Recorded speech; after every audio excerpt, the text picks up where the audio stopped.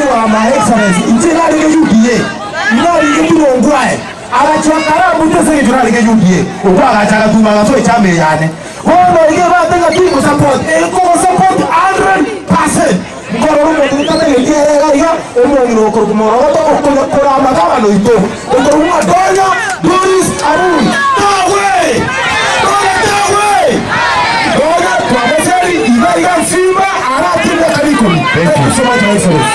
Kile ambacho naongea mbele ya mheshimiwa, tulikuwa na opportunity ya kupata kazi ambayo inaendelea kufanywa saizi at Kitutu Chache North mzima.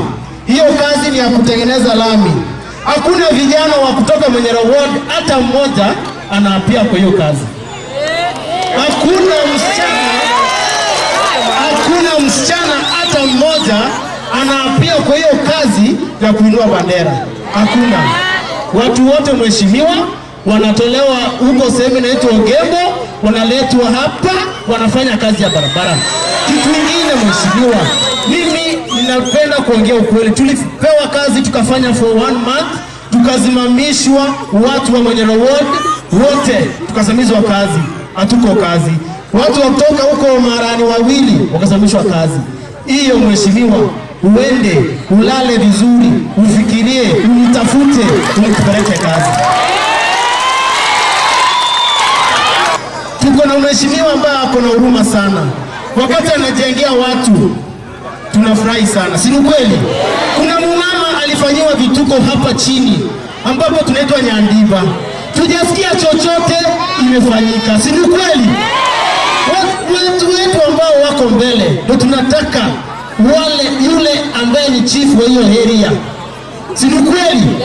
Na wale vijana ambao walifanya hiyo kitendo ya kumjanjizi huyo mama na kumdunga visu hadi saizi amekufa, amefariki, anazikwa, hakuna hatua imechukuliwa. Hiyo pia nasema viongozi wetu ambao ni kuanzia MP wetu akae serious, afanye kazi yake vizuri. Kama inawezekana, kama ni nyumbani tu tutampeleka. Kama atazidi kubaki atabaki, lakini kulingana na matendo yatafanyia watu wa Kitutu Chache North. Kama sisi youth kufuga nywele imaanishi mimi ni mjinga, I'm a learned person, lakini niko nje. Inafanywa lami ni mjumbe wenu. Mjumbe Jafet Nyakundi. Nairobi kera national government. Gasi para ya Emaram enega 5 na nanjige ko monyene ya kolekana tuwana ini era niyo umera na Jafet mumugo ya maswali ya mako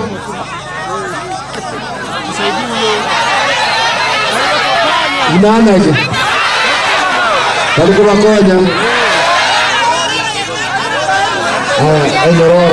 Nyororo tayari Pakolegas Bowanja boyo. Mheshimiwa, welcome. MCA wangu kama amenishindia miaka 3 hivi. Mimi niko na familia na watoto wawili.